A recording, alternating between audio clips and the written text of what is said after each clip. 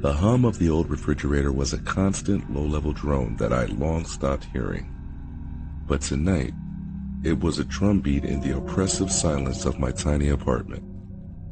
A silence so complete, I could hear the dust motes settle on the floorboards. Then, a new sound, a soft, wet thud. It came from the closet I had emptied 3 days ago, leaving nothing but a single forgotten coat hanger. I held my breath, my hand tightening on the book in my lap. Another thud, a little louder this time, slower, like something heavy was being dragged across the floor. I told myself it was the pipes, or the wind, or the building settling, but the sound was coming from inside the closet.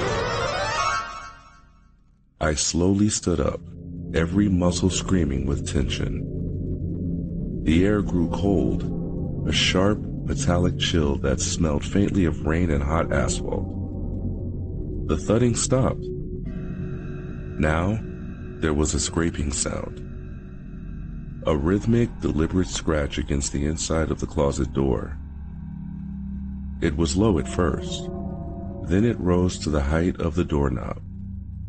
Then it went down again. And then back up. A slow, methodical carving. My heart hammered against my ribs like a frantic bird trying to escape its cage. I had to know.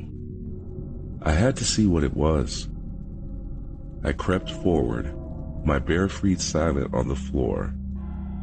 I reached out a trembling hand and grabbed the cold brass doorknob.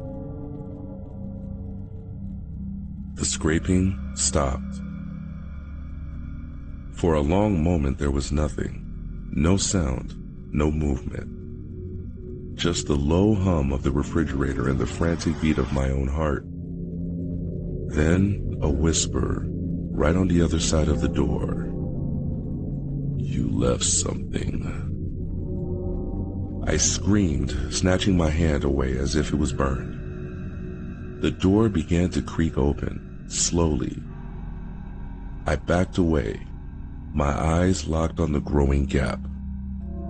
A pale, thin finger, longer than any human finger I had ever seen, hooked around the edge of the door. It was like an old bone, and at the end of it, a long, sharp nail scratched against the wood, leaving a fine white line. The finger was followed by a hand, and then an arm, so thin it had looked like a stick covered in white skin. I saw a shoulder, a sliver of a face with eyes that were nothing but black.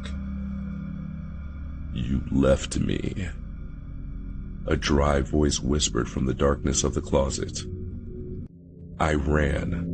I fled my apartment, slamming the door behind me and racing down the stairs, not stopping until I was on the street, gasping for breath.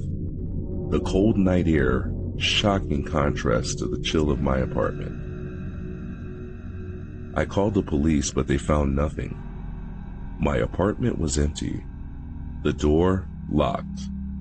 The windows all sealed shut. But they did find one thing.